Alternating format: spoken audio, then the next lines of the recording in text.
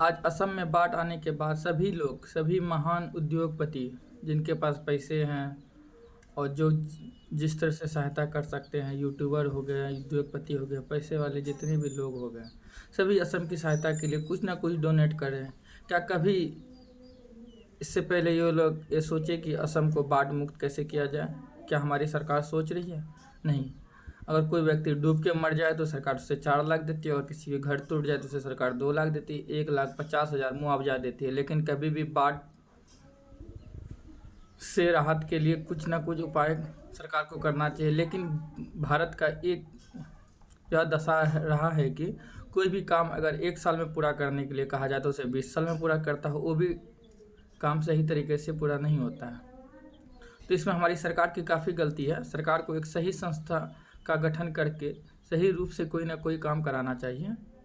इससे लोगों को बाढ़ की सामना नहीं करना पड़ेगा। बाढ़ में जो ग्रस्त हैं बाढ़ से, जो जिस क्षेत्र के लोग, उनको पता है कि उनको रहने में कितनी परेशानी होती है, उनका परिवार का पालन पोषण के लिए उसे कितनी कठिनाई का सामना उठाना पड़ता है। जिनके पास अच्छे घर हैं, जो अच्छे घर में रहते हैं या फिर रोड साइड में रहते हैं या फिर ऐसे क्षेत्र में रहते हैं जहाँ उनके यहाँ बाढ़ का पानी नहीं पहुँच पाता है, तो उन लोगों को उससे कोई मतलब नहीं है।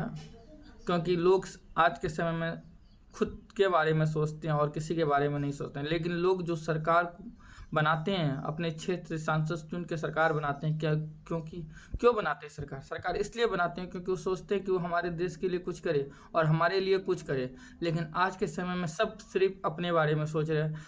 एक नेता जीतने से पहले हर एक व्यक्ति के घर में जाते हैं, बट जीतने के बाद वो कभी भी नज़र नहीं आते हैं। क्या यही देश की संविधान में लिखा हुआ है कि आप सिर्फ वोट लेने के लिए जाओ और वोट लेने के बाद जीतने के बाद वो किसी को भी नज़र नहीं आते? वो खुद के लिए अपने आप में व्यस्त रहते हैं, अपने काम में व्यस्त रहते हैं, अपने परिवारजनों के लिए व्यस्त रहते हैं।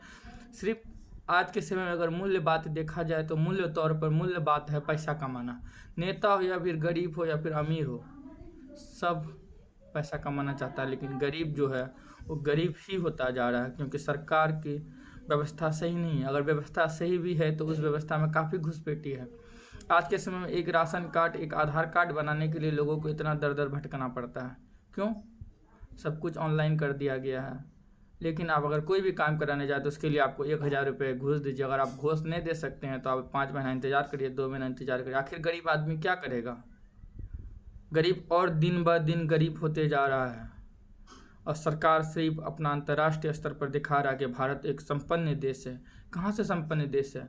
बाढ़ में काफ़ी लोग की जान माल की क्षति हुई है। सरकार क्या करेंगे? 4 लाख भरपाई देंगे। क्या 4 लाख से किसी की परिवार की ज़िंदगी को सुधारा जा सकता है? किसी का बेटा, किसी का पत्नी, किसी का बहन को लौटाया जा सकता? नहीं।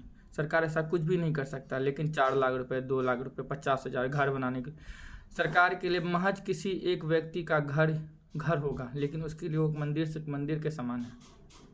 लेकिन सरकार ऐसा नहीं सोच सकती है और हमारी संस्था में काफ़ी घुसपैठी आ चुकी है, जिसको सरकार को दूर करने के लिए कुछ ना कुछ कदम उठाना चाहिए।